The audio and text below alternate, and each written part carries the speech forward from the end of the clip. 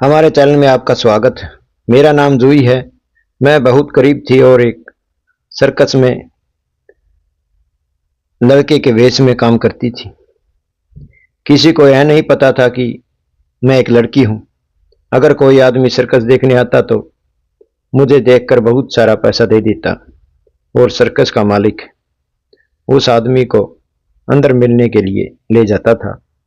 मुझे यह सब देखकर बहुत हैरानी होती थी कि आखिर वह आदमी मुझे देखकर पैसा क्यों देता है। एक दिन जब वह आदमी मुझे पैसे देकर सर्कस मालिक से मिलने अंदर गया तो मैंने उसका पीछा किया और जैसे ही मैंने दरवाजा खोला मेरे पैरों तले जमीन खिसक गई, क्योंकि जहां मेरी जैसी कोई थी वो मेरी अपनी थी, मेरी माँ।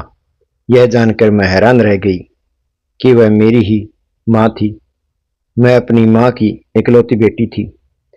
मैंने कभी अपने पिता को नहीं देखा था। जब से होश संभाला था मैंने सिर्फ अपनी माँ का चेहरा देखा था और उन्हें ही अपना संसार माना था।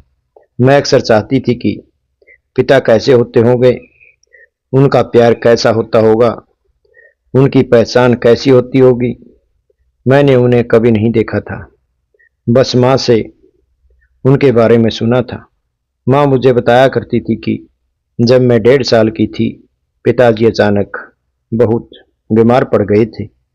बहुत इलाज करवाया गया लेकिन वो बच नहीं पाए और इस दुनिया से चले गए।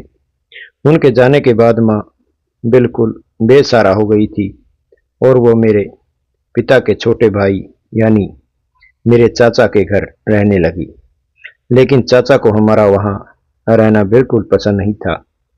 वो हमेशा ताने देती रहती थी कि हम उनके घर पर रहकर उनका खाना खा रहे हैं। इसलिए माँ ने छोटे छोटे काम करने शुरू कर दिए और मुझे लेकर चाचा के घर से छोड़ दिया। माँ ने किराए के मकान में रहना शुरू किया। चाचा जी ने दया दिखाते हुए दादी जी की संपत्ति में पिता के हिस्से का घर माँ को दे दिया। उस पर चाची ने बहुत हंगामा किया लेकिन चाचा जी ने किसी की बात नहीं मानी और वह घर माँ के नाम कर दिया ताकि हमारी जिंदगी थोड़ी आसान हो सके। उस पैसे से माँ ने एक छोटा सा घर खरीद लिया। घर छोटा था लेकिन हम दोनों के लिए बहुत बड़ा सहारा था। माँ ज्यादा पढ़ी लिखी नहीं थी, इसलिए उन्हें किसी बड़ी जगह नौकरी नहीं मिली थी। उन्होंने अस्पताल में सफाई का काम पकड़ लिया और उसी से खुद को और मुझे पालने लगी। माँ ने मुझे एक अच्छे स्कूल में दाखिला दिलाया और जो भी चीज मुझे चाहिए थी वो किसी तरह जुटा देती, चाहे खुद भूखी रहनी पड़े या रात दिन काम करना पड़े। वो मेरी हर जरूरत पूरी करती थी। आखिर माँ ऐसी ही होती, खुद कष्ट झेल कर भी अपने बच्चे की हर खुशी पूरी करने की कोशिश करती। सच ही कहा गया है कि माँ के कदमों में स्वर्ग होता है। स्कूल में आने के बाद मैं सारा समय माँ के साथ बिताया करती थी। माँ अस्पताल से लौटने के बाद घर पर लोगों के कपड़े सिलती थी। वो बहुत हुनरमंद थी, उन्हें हर काम आता था, बस पढ़ाई में थोड़ी पीछे रह गई थी। जब मैं छोटी थी तो मुझे उनकी यह व्यवस्था बहुत बुरी लगती थी। मैं चाहती थी कि वो सारे काम छोड़कर सिर्फ मेरे साथ समय बिताए।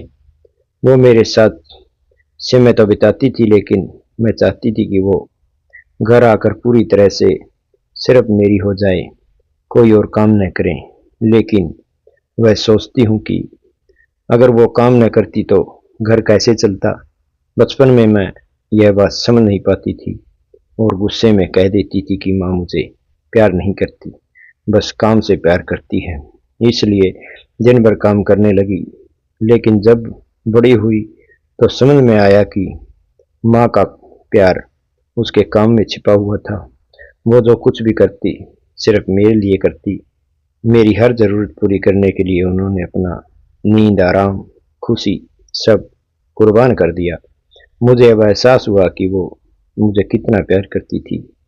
मेरी हर शिकायत पर वो मुस्कुराया करती थी, क्योंकि उनके लिए मेरा दर्द हर नाज की भी उसके प्यार का हिस्सा थी। मैंने इंटर भी पूरा किया। अब मेरी माँ चाहती थी कि मैं कॉलेज में एडमिशन लूं, लेकिन मैं सिर्फ पढ़ाई ही नहीं करना चाहती थी, बल्कि उसे कुछ और करना चाहती थी जिससे पैसा कमाया जा सके और मेरी माँ के कंधों से थोड़ा बोझ कम हो सके। मैंने घर पर आसमान के बच्चों को पढ़ाना शुरू किया ताकि मेरे पास भी कुछ पैसे आने लगे।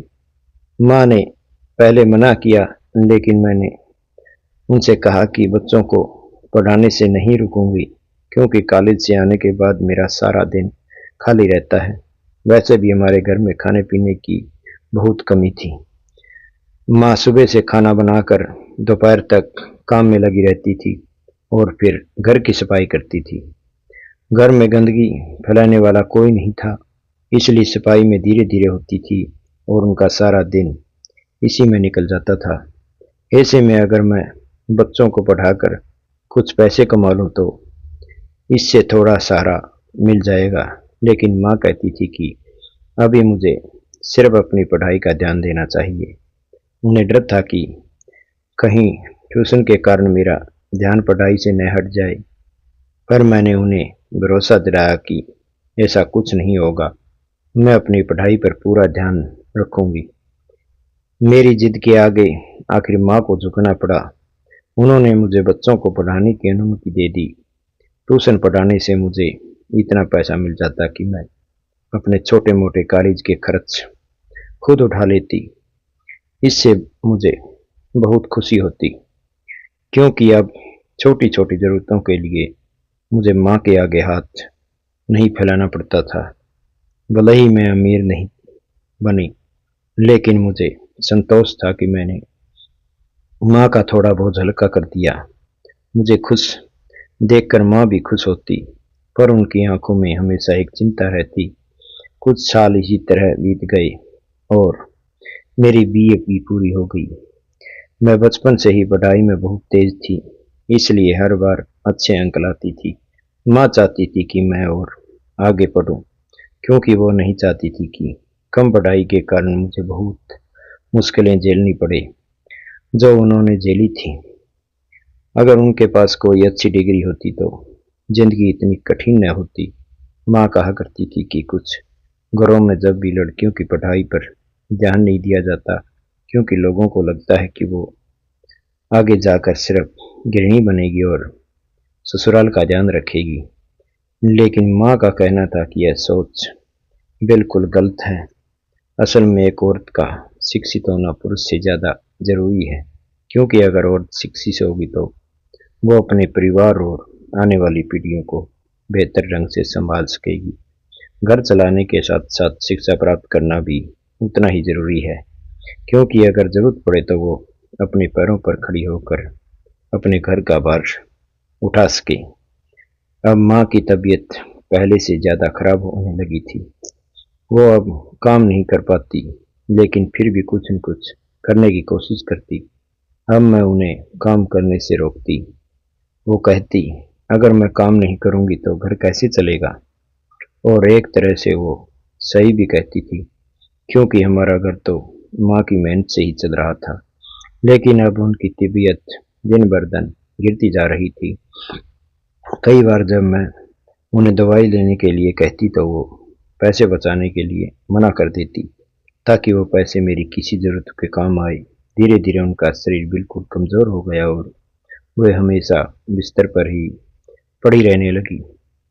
अब तो ठीक से उठ भी नहीं पाती थी, पर फिर भी कोशिश करती कि घर के काम किसी तरह करती रही। मगर उनका शरीर अब साथ नहीं दे रहा था। सारे काम अब मुझे करने पड़ते थे। ट्यूशन से थोड़ा बहुत पैसा आता था, उससे घर चलाना बहुत मुश्किल हो रहा था। लेकिन मैं हर काम में अपनी माँ को संभालने लग जाती थी, क्योंकि अब तो मेरे लिए सिर्फ माँ नहीं, बल्कि मेरी जिंदगी ही आखिरी ताकत बन चुकी थी। मुझे अपनी माँ का इलाज करवाना था और इसके लिए बहुत पैसे की ज़रूरत थी। साथ ही मुझे अपनी पढ़ाई भी जारी रखनी थी। क्योंकि यह माँ का सपना था और ऊपर से घर का खर्च भी काफी बढ़ गया था। थोड़े बहुत पैसे से अब घर के खर्च पूरे करना संभव नहीं था।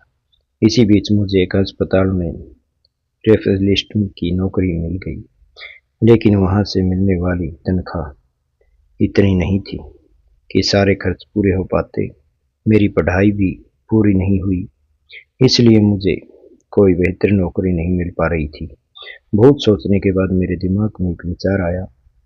मैंने अपना पर्स उठाया, माँ से यह कहकर निकली कि मुझे एक जरूरी काम से बाहर जाना है, और उस जगह की ओर चल पड़ी जहाँ जाने का मन बनाया था। थोड़ी देर में मैं अपनी मंजिल पर पहुंच गई। वहां मुझे पांडे अंकल मिले, जिन्हें मैं पहले से जानती थी। वो एक अच्छे और सभ्य इंसान थे।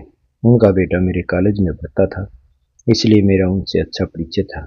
मैंने उन्हें अपनी सारी परेशानियां बताई तो उन्होंने मुझे किसी व्यक्ति से मिलने की सलाह दी जिसे वो जानते थे, और मुझसे कहा कि वहां जाकर बात करूं।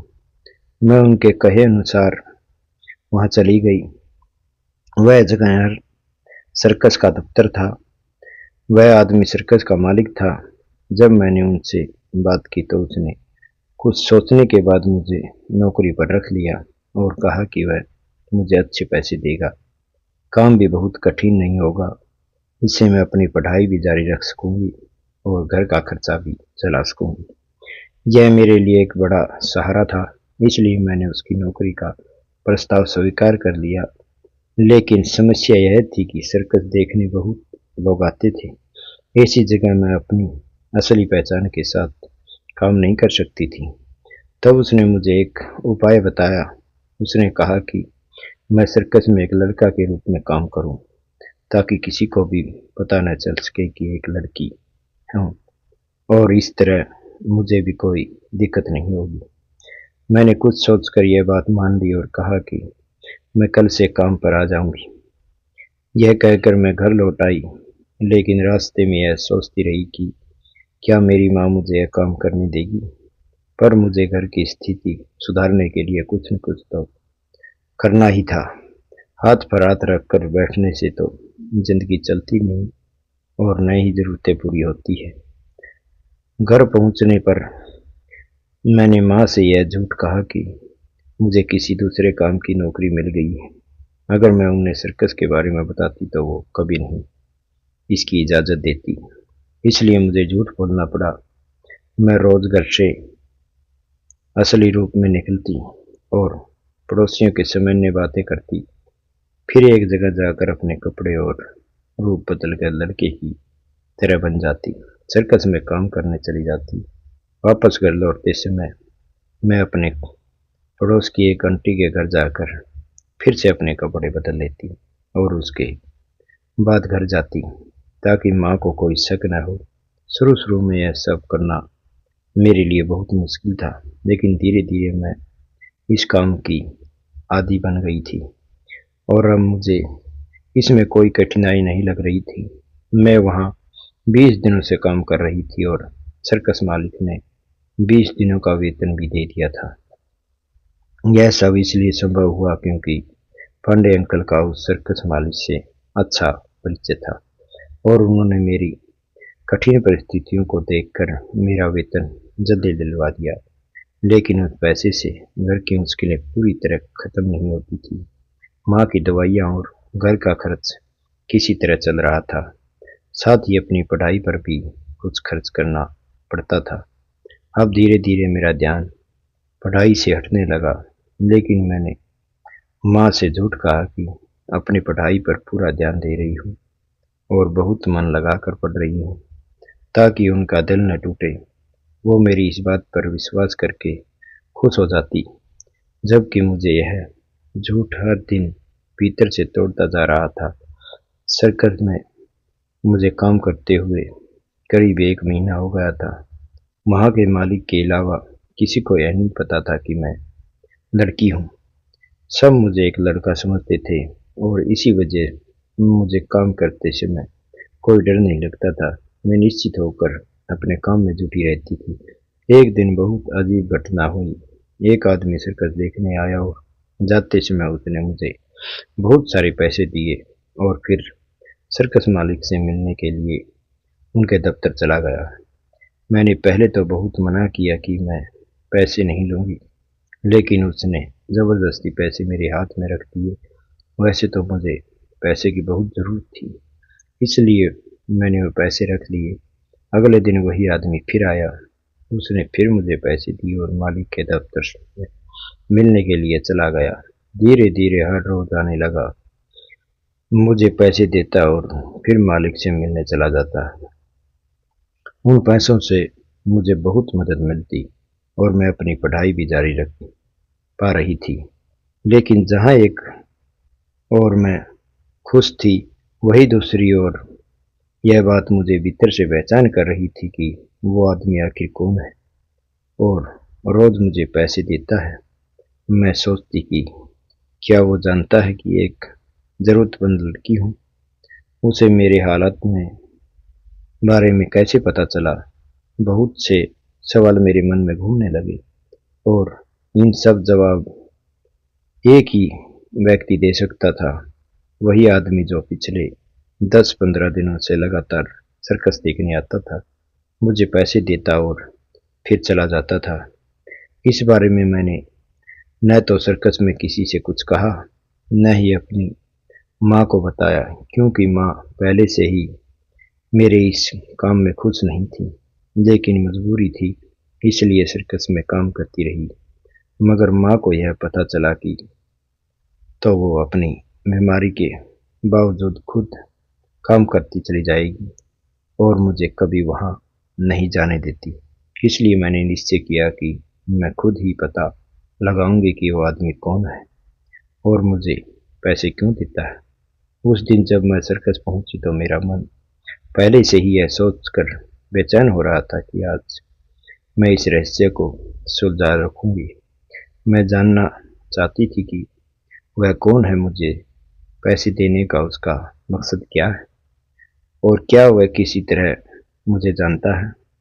जब वह आदमी आया तो और रोज की तरह मुझे पैसे दिए और मालिक के दफ्तर में चला गया, तो मैं धीरे धीरे उसके पीछे चली गई और दरवाजे के बाहर खड़ी होकर अंदर की बातें सुनने लगी। जो कुछ मैंने सुना उसने मेरे होश उड़ा दिए। अंदर मेरी ही बातें हो रही थी। वह आदमी मालिक से मेरे बारे में कुछ कह रहा था। यह सुनकर हैरान रह गई और जानना चाहती थी कि मैं लड़की हूँ, लड़का नहीं। शायद इसी वजह से वह रोज आता था और मेरी मदद के लिए पैसे देता था। लेकिन वो आदमी कौन था?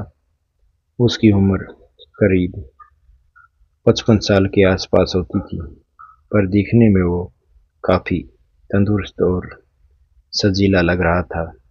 उसकी बातों से यह साफ झलक रहा था कि वह मुझे अच्छी तरह जानता है और मेरे बारे में कुछ जानता है। वह सर्कस मालिक से कह रहा था कि मेरी खास देखरेख की जाए, लेकिन क्यों? यह सवाल मुझे भीतर तक झंझोर रहा था। घर लौटने के बाद मैं उसी के बारे में सोच रही थी। मैं माँ को यह सब नहीं बता सकती थी, क्योंकि अगर उन्होंने यह सब सुन लिया होता तो वह मुझे फिर कभी वहां जाने नहीं देती। पहले ही उन्होंने मुझे नौकरी करने से रोका था, लेकिन मेरी जिद और मजबूरी देखकर मान गई थी। और अब अगर उन्हें इस आदमी के बारे में पता चला तो वो मुझे तुरंत सर्कस छोड़ने को कहती है। मगर हमारे घर की हालत ऐसी थी कि नौकरी छोड़ नहीं सकती थी, इसलिए मैंने तय किया कि कल जाकर मैं खुद सर्कस में इसके बारे में बात करूंगी, जानने की कोशिश करूंगी कि आखिर वह आदमी कौन है और मेरे बारे में इतना सब कुछ कैसे जानता है। वह आदमी जरूर मालिक को जानता होगा, आखिर वही तो हर रोज उसके ऑफिस में जाता है। और वह सोचते सोचते मैंने जल्दी अपना सारा काम पूरा किया और अपने कमरे में जाकर लेट गई। अगली सुबह मैं वक्त से पहले ही सर्कस पहुंच गई, क्योंकि मुझे मालिक से मिलने के लिए उस आदमी के बारे में पूछना था। पहले तो मुझे डर लगा कि अगर मैंने मालिक से इसके बारे में पूछा तो कहीं वो मुझे नौकरी से निकाल न दे। लेकिन फिर मैंने सोचा कि आखिर पूछने से क्या बुराई है, ज़्यादा से ज़्यादा वही मुझे नौकरी से निकाल देंगी। मैंने तय कर लिया कि अब मैं इस रहस्य को जानकर ही रहूंगी। जब मैं मालिक के ऑफिस में गई तो उनसे पूछा कि वो आदमी कौन है, तो उन्होंने बस इतना ही बताया कि वो आदमी पहले इसी सर्कस में काम करता था और बाद में बहुत अमीर बन गया। जब मैंने उनसे पूछा कि वो मेरे बारे में क्या बात कर रहा था, वो उन्होंने कहा कि उसने बताया इतना, कहा कि इस लड़की का पूरा ख्याल रखना, कोई इसे परेशान ना करें और इसके बदले में वो मुझे पैसा देता है। यह सुनकर मैं हैरान रह गई। मालिक मुझसे पूछ रहे थे कि क्या वो आदमी मेरा कोई रिश्तेदार है, जबकि मैं तो खुद उनसे इसी के बारे में पूछने आई थी। मैंने साफ कह दिया कि मैं उसे नहीं जानती, न कभी मिली हूँ और न ही मेरा कोई रिश्तेदार है। हमारे अपने रिश्तेदार भी कभी हमारी इतनी मदद नहीं करते, फिर वो अनजान ऐसा क्यों कर रहा है। मन में कई सवाल उठ रहे थे। शायद मैं उसे जानती हूँ पर पहचान नहीं पा रही थी। मैंने सोचा कि अब मुझे उसी आदमी से खुद जाकर पूछना चाहिए। अगले 2-3 दिन में उसी का इंतजार कर रही थी, लेकिन अब वो आदमी सर्कस में आना बंद कर चुका था। पहले तो वह रोज आता था, लेकिन जिस दिन मैंने मालिक से उसके बारे में बात की तो उसी दिन के बाद वह मालिक गायब हो गया। मुझे लगा शायद उसे पता चल गया होगा कि मैंने उससे कुछ पूछने वाली हूँ, पर उसे कैसे पता चला होगा। मैंने सोचा कि शायद वह किसी काम से व्यस्त होगा, इसलिए नहीं आ रहा। हर दिन मैं उम्मीद करती कि आज वो आएगा, लेकिन वह नहीं आया। लगभग 15 दिन बीत गए और अब मैं पूरी तरह परेशान थी। तभी एक दिन मालिक ने मुझे ऑफिस में बुलाया और मुझे काफ़ी पैसे देकर कहा कि उसी आदमी ने तुम्हारे लिए भेजे हैं जो रोज सर्कस देखने आता था। उसने आज खास तौर पर तुम्हारे लिए पैसे भेजे हैं। मैं बहुत हैरान थी। पैसे लेकर मैं घर लौट आई और लेकिन पूरी रात मुझे नींद नहीं आई। बस यही सोचती रही कि आखिर वो आदमी कौन है। मुझे उससे एक बार जरूर मिलना है, कम से कम यह तो जान लो कि वह कौन है और मुझ पर इतना दयालु क्यों है। पर अब जब वो सर्कस आना ही छोड़ चुका था तो उससे कैसे मिलना था। मैं पूरी रात इसी उलझन में जागती रही। सुबह जब उठी तो माँ ने मेरे चेहरे पर तरह देखा और तुरंत पूछा कि क्या हुआ बेटी, तो कुछ परेशान लग रही है। माँ तो बस मेरे चेहरे को देखकर ही समझ जाती थी कि मैं किसी चिंता में हूँ, लेकिन मैं माँ को कुछ बताना नहीं चाहती थी। उन्हें परेशान नहीं करना चाहती थी, इसलिए मैंने पढ़ाई का बहाना बना लिया। अब मैंने तय कर लिया कि आज मैं मालिक से उस आदमी का पता जरूर पूछ लूंगी, ताकि मैं उससे जाकर मिल सकूं और अपने मन की इस उलझन से मुक्त हो सकूं। शायद उसने मिलकर मुझे अपने सारे सवालों के जवाब मिल गए, और अगर नहीं मिले तो कम से कम मैं जान तो सकूं वह कौन है और मेरी ज़िंदगी में अचानक क्यों आ गया। यह कहानी कैसी लगी, सब्सक्राइब करें, लाइक करें, कमेंट करें।